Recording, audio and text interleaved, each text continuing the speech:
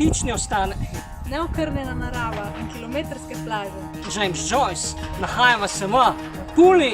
Za najino zadnje potovanje v dvoje sva se odločila za obisk Istre, kjer sta lovila sončne žarke na rtu Kamenjak in spoznavala naravno in kulturno dediščino tega dela Hrvaške.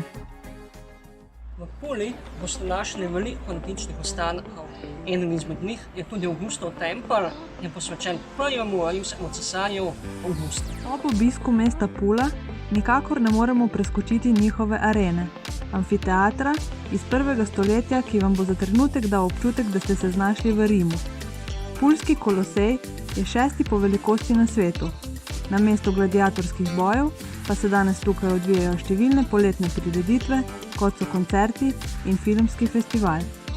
Ostanki Rima so vidni tudi drugje v mestu. Skodelico kave pa sta spila v družbi irskega literata Jamesa Joycea. Pula se lahko pohvali s svojim podzemnim svetom. Ta je bil postavljen na čas med obema vojnama in je služil kot zaklonišče.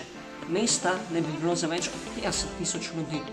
Idealen kraj za pobeg pred poletno vročino boste našli v sistemu predorov imenovanih Zerostraße, kjer se temperatura čez leto giblje med 14 in 18 stopinjami Celzija.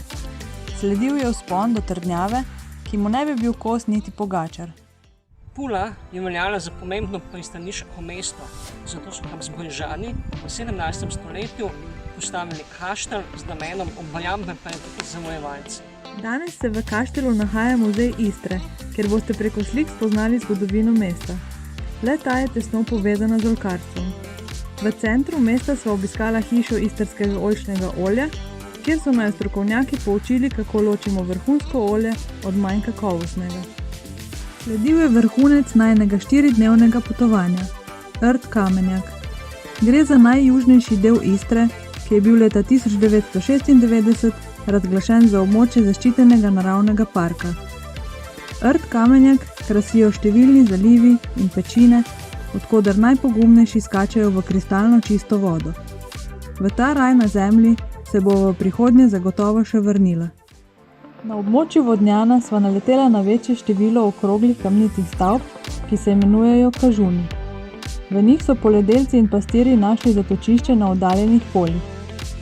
Na najini poti proti domu sva se ustavila v srednjeveški vasici Gračišče. Ozke kamnite ulice in lično urejena okolica so bile prava paša za oči in duha. Za konec najine odisejade sva zavila v mesto Tartufov, Buzet.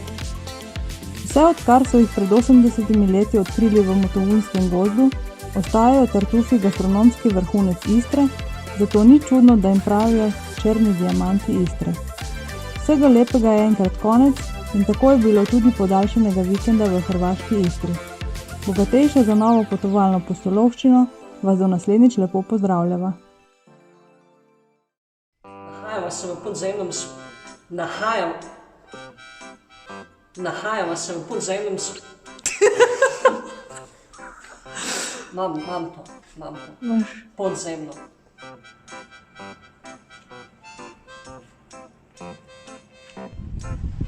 Pula je veljala za pomembno pristaniško mesto, zato so v 17. stoletju postavili kaštel z namenom, da premagajo veter iz dela piha kot presice.